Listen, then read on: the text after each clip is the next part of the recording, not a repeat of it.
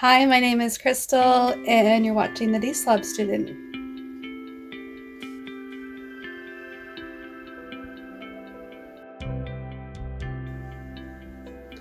I'm not gonna lie.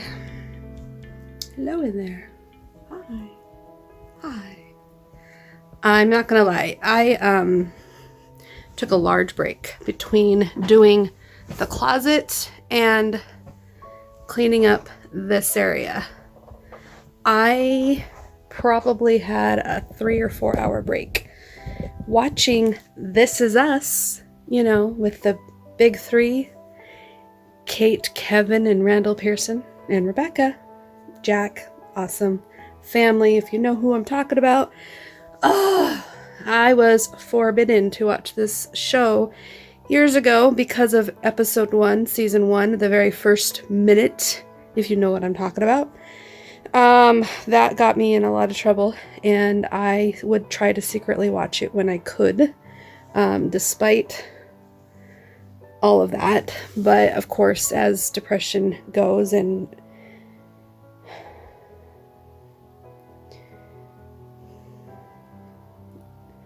anyway, as it all happened, I didn't ever get to watch it. And so now I'm watching it in my mother's guest room on the bed that I'm welcome to stay on and pay rent for, and watching it on my computer.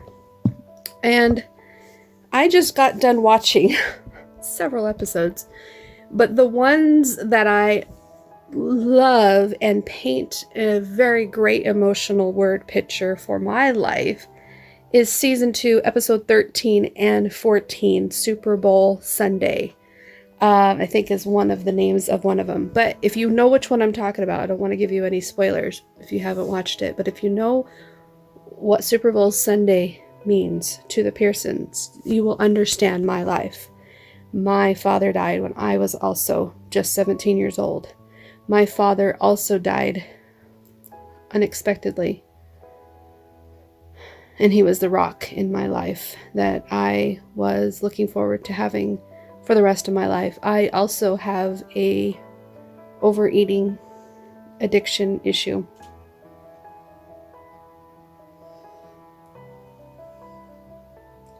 Somebody's calling me randomly.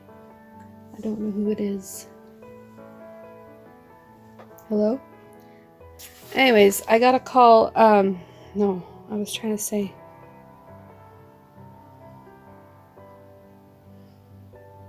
My dad also died the same year that the Titanic was big in the movie theater. It was interesting that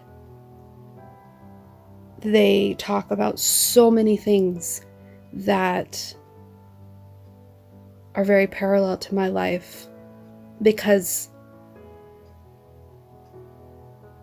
I had a conversation with my dad about Titanic shortly before he died.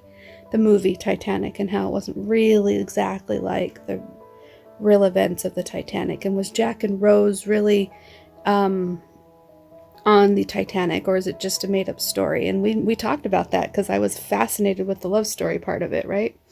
Just like I was fascinated with the Titanic thing in Vegas that I went to. I was more interested in the stories, the actual stories, than I was in the artifacts that they had found and recovered from the Titanic. I don't know why I got off on the tangent of Titanic. But anyways, they also mention quite a bit parallel to the grief and the remorse, and everything's just so very similar to where I'm going in my life and the things that I'm recovering from therapy.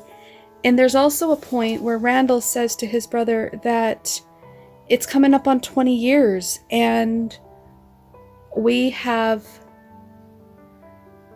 been without our father longer than we had him. And I remember that thought totally freaking me out, because my dad died when he was 38 years old.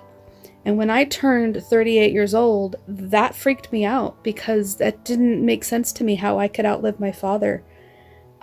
It didn't make sense to me how I could turn 39, and my dad never got a chance to turn 39. It didn't make sense to me how I could turn 40, and my dad never got to see his 40s. And so I'm bawling my eyes out tonight with this show because of how much it's just hitting those trigger points on my heart. And it's good cries and good, healthy, like, cathartic cries. And the love that Jack shows his daughter when she's singing. And he films her through the mirror when she doesn't want to be filmed. Because he's trying to encourage her to love herself and to see her the way he wants her to see herself. He just keeps loving her. And I remember my dad being very loving and encouraging, and I know my dad would say a lot of the similar things that Jack said to his daughter Kate. And then you've also got, see, if you're not a big fan of the show, you're probably not going to have any clue what I'm talking about, but you should totally watch the show. It's very good. They write it so freaking well, and then so I'm just going to talk about it for a second. The reason why, the thing about the self-love and just knowing your worth and knowing how awesome you are and stuff like that, those are the same words that Brian, my therapist, is telling me every week. He's reminding me every week that I have self-worth and I don't have to do anything fantastic or worthwhile in order to be treated well. I don't have to jump through hoops to make others happy in order to be respected. I get to be respected anyway. I get to have self-love anyway.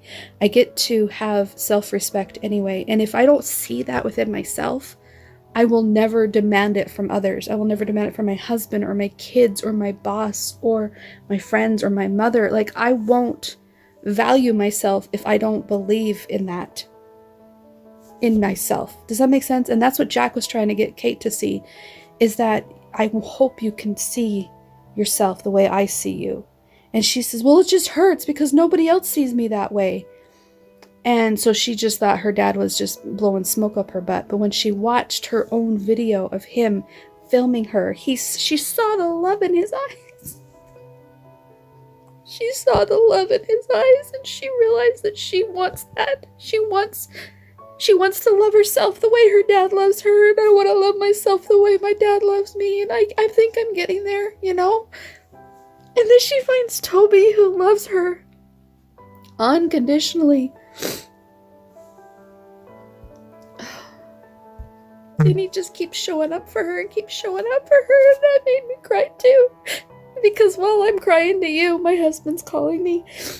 Him and the kids are coming over to come take me out to dinner because I've just been a big ball of mess. I just don't want to be here. I want to be with my kids. I want to be with my husband. I want to be in my fantasy little land of make-believe and pretend like my life is okay. Because being at my mom's house, it doesn't feel empowering. It feels like my world is a shambles and I'm a 40-year-old woman who doesn't have her shit together. And at least at my apartment, I felt like I was empowered and I could keep my hamster wheel spinning long enough to fool myself. But this is really a good wake-up call to be here for, 6 days now? 7 days? And I'm realizing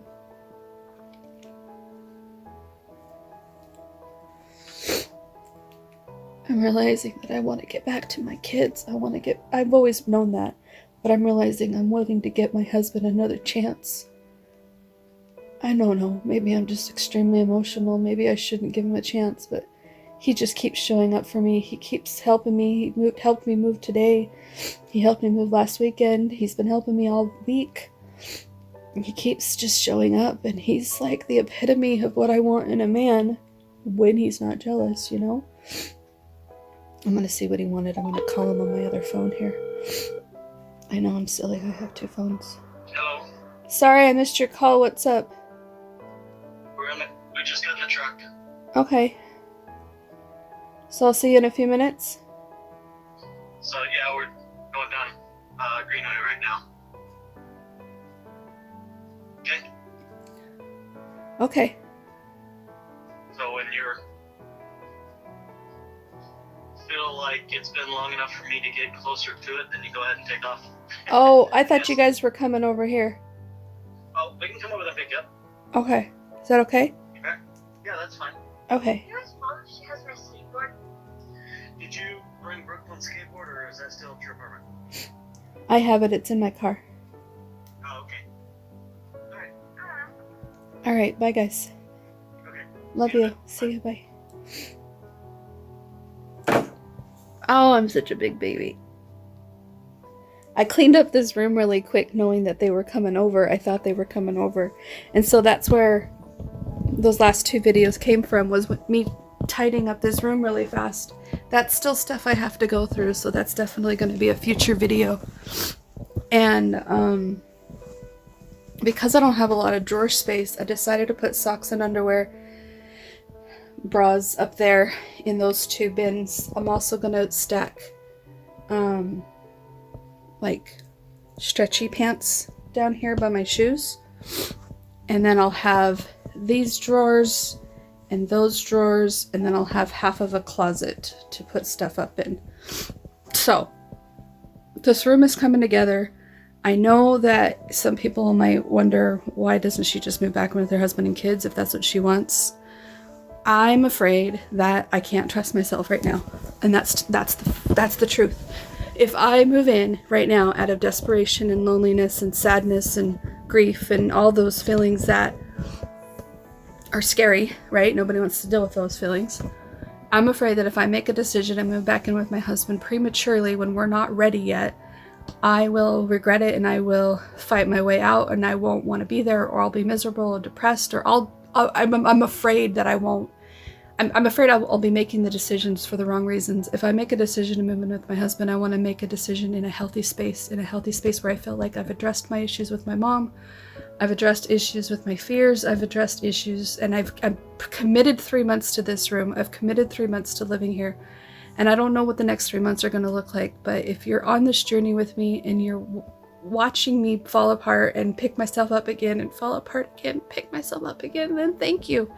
I don't care if people think I'm attention hungry or whatever you think it is. I was blessed with the gift of storytelling in a probably annoying way, but at least I don't mind sharing my story, because I scoured the internet years ago looking for someone who could identify to the words that I was writing in my own journal, and nobody was exactly like me.